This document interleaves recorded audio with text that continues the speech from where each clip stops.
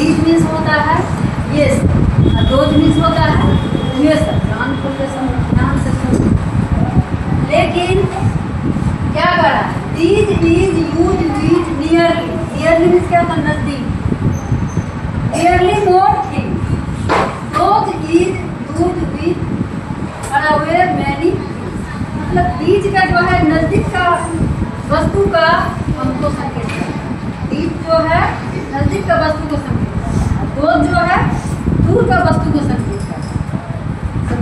साथ साथ हम तुम्हें सिंगुलर प्लूरल के बारे में भी बता रहे हैं कि ताकि वो भी हम समझ जाए। समझ गया? अब हम दीज, ये तो समझ गए, दीज नजदीक का वस्तु का संकेत करता है और दोज जो है दूर का वस्तु का संकेत करता है। समझ गया ना? जैसे कि हमारा यह किताब, ये किताबें हैं, ये किताबें हैं, मतलब है ये किताबें हैं। वे कॉपी है, वे पेंसिलें हैं। तो वे जो है, वे का इंग्लिश दो जो होता है वो दूर का संकेत कराएगा। शिवानी समझ रही है ना? और दूसरी बात है, ये भी हम समझ गए, ये नजदीक का करा रहा है, ये दूर वस्तु को संकेत करा रहा है। और दूसरी बात ये है, अब जैसे दिस है, दिस हुआ, दिस भी नजदीक वस्तु का संकेत करता है और डेट भी दूर वस्तु का संकेत। यह एक किताब है, वह एक पेंसिल है। यह एक किताब है, वह एक पेंसिल है। तो डेट भी जो है दूर का वस्तु का संकेत करता है।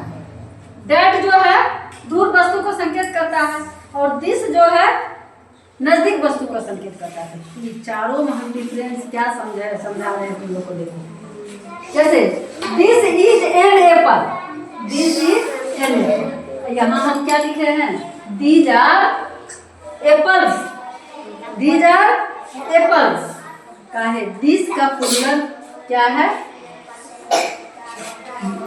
दीज है, प्लूरल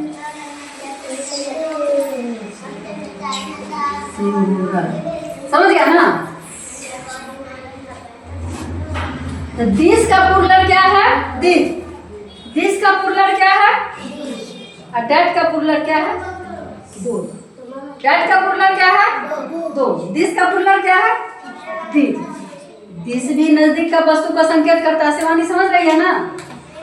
दिस नजदीक का वस्तु को संकेत करता है, डेट दूर का वस्तु को संकेत करता है। दिस भी नजदीक का वस्तु को संकेत करता है, दो दूर का वस्तु। अब जैसे यह एक किताब है, यह एक किताब है, तो यहाँ हमारे दिमाग में आ रहा है कि नजदीक में।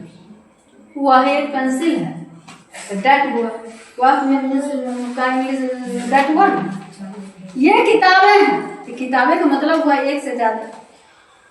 ये किताबें हैं, तो these are books, these are books.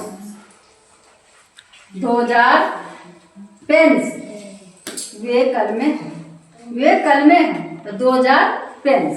मतलब एक से ज्यादा।